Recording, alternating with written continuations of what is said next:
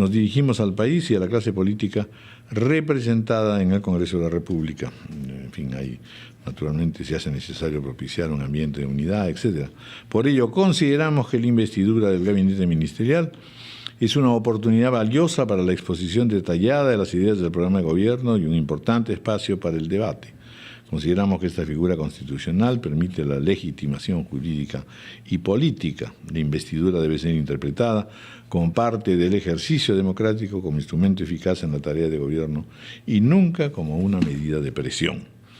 Aquí está claro pues que están señalando que en verdad, como dicen las buenas maneras y una costumbre republicana, es que la solicitud de un gabinete de voto de confianza normalmente no se niega, salvo que estemos pues en un extremo ya de oposiciones tremendas. Hacemos un llamado a la unidad y la armonía por la defensa de la investidura y el respeto que ésta representa en la relación de actividades entre el Poder Ejecutivo y el Poder Legislativo. Javier Pérez de Cuellar, Beatriz Merino Lucero, Luis Solari de la Fuente, Pedro Pablo Kuczynski. Naturalmente es de notar que no hay todos los ex primer ministros. Digamos que hay 5 años de mis primer ministros que nos faltan. Señor Jorge Sánchez, muy buenos días. Gracias por estar con nosotros. Buenos días, don Raúl. Muchas gracias por la invitación. Buenos días, Patricia. Buenos días, Ricardo. Gracias. Bienvenido.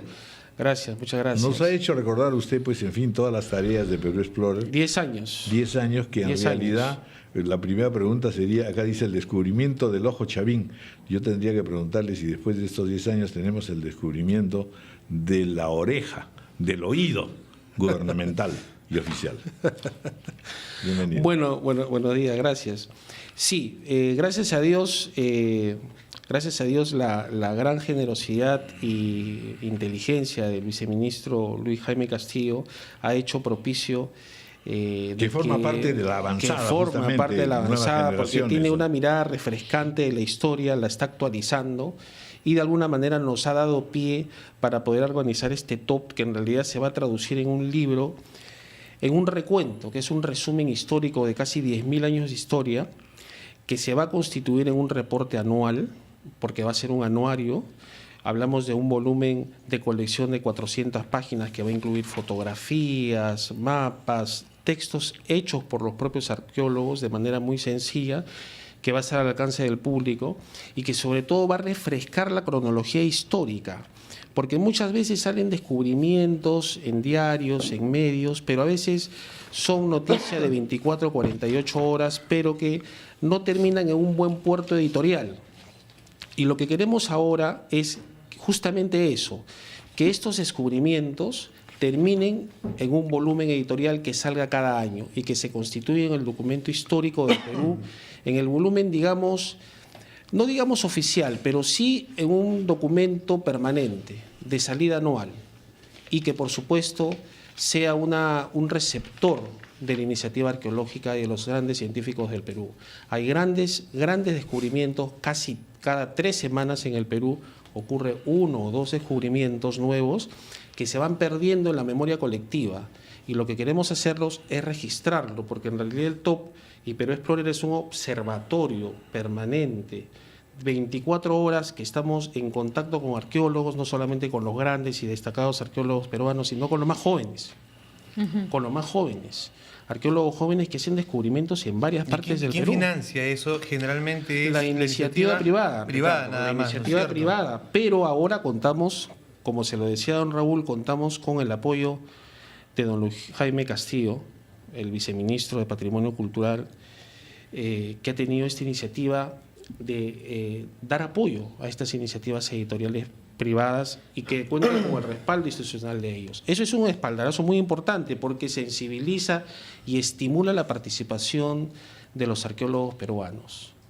Es un espaldarazo. Ahora hay una suerte como de academicismo a veces que hace difícil promocionar los descubrimientos. Por un lado tenemos esta especie como de, no sé si es una tendencia gringa, pero en Estados Unidos se ve mucho que es la espectacularidad del descubrimiento, que ya uno llega incluso a decir, oigan, han encontrado 4 huesos, tampoco es para tanto, ¿no es cierto? Pero por otro lado tenemos esta otra tendencia que es explicarlo, sí, hemos encontrado una tumba que podría ser, y con tantos tecnicismos y con tanto cuidado y arriesgando tan poquito en la interpretación, que uno siente que no descubrieron nada importante. Así es. ¿Cómo marketear, vamos a decirlo con todas sus letras, los descubrimientos sin caer en un triunfalismo absurdo o sin caer también en una falsa humildad? Estamos de alguna manera, sí, eso es bueno, porque tenemos que vender lo que es cultura peruana, el top. En realidad ya el nombre es un primer paso a comercializar, claro. es un primer paso a comercializar lo que es cultura arqueológica peruana. Así es, el nombre ya es marketing. Ya estamos marketeando el asunto, ya lo comenzamos a hacer así. 2, estamos comenzando a hacer un trabajo fotográfico intenso a nivel de la obra. Tenemos abundante material fotográfico de primer impacto y en segundo lugar uno de los requisitos es que el lenguaje que usemos en la publicación sea absolutamente sencillo y gráfico.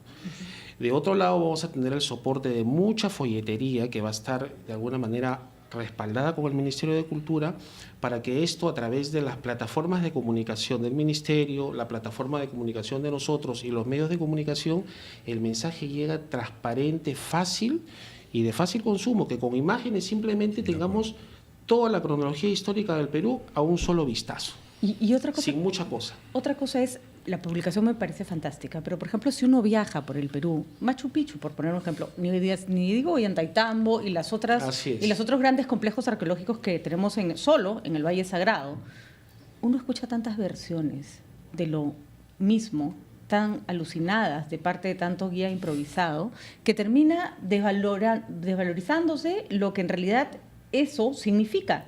Si uno va, por ejemplo, a la Huaca de la Luna o a la Huaca del Sol en Trujillo, que está mucho más ordenado porque son los chicos de la Facultad de Arqueología los que hacen la guía, uno entiende perfectamente lo que pasó. No aprovechamos la capacidad que tenemos de venderlo como fue, y ni siquiera con este purismo absoluto se recrea en algunos espacios del lugar arqueológico un poco más el espacio como para que la gente se imagine cómo era la vida ahí. Así es. ¿Cómo hacer para que esto se traduzca además a los lugares arqueológicos? Vamos a tener que hacer un trabajo de planificación de alguna manera a mediano plazo. El primer paso es tratar de tener esta especie de atlas arqueológico, claro, de registro, de qué cosa hay en dónde, ¿no es cierto?, donde la versión oficial de los propios descubridores, de los propios arqueólogos, de manera sencilla, práctica, muy gráfica, de alguna manera sirva a los interesados, en los amantes de la cultura, del turismo, y ya tengan una referencia importante. Es decir, ya viendo y revisando esta publicación, ya van a tener un referente bastante cierto y cercano de lo que de alguna manera representa un centro arqueológico en Perú. Eso ya de por sí es un primer paso.